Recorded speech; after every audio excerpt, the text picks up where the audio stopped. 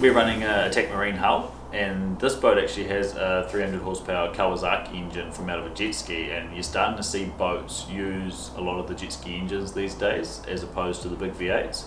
There's still a lot of the big V8 boats around, and they're great boats. I quite like driving them as well, but this is what we're using at the moment. So nice small boat, really easy, light, you can push it if you're underground, and you can also go over a lot of shallow waters. A lot of the boating that I do myself is revolved around the rivers that get raced on in the marathon boats. So a lot of braided rivers and a lot of tighter rivers.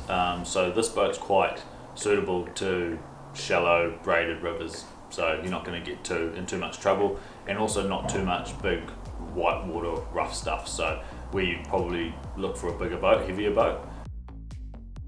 A couple key points I always recommend when you go in jet boating. I check my steering system for every run, so that's just the bolts onto the nozzle and steering system and behind the steering wheel.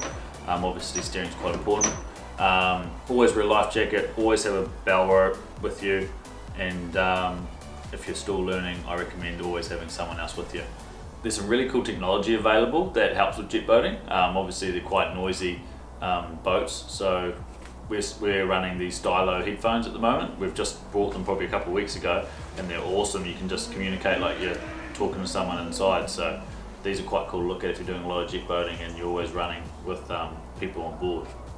So a couple recommendations I would suggest if you're a keen jet boater: join JBNZ. That organisation gets in behind jet boaters to make sure that we've got access to rivers, keeping the ramps open and keeping the rivers open. And also, of course, jump on Outdoor Access and check the camps before going out, because it's the best way to plan your trip. Get out there, get active.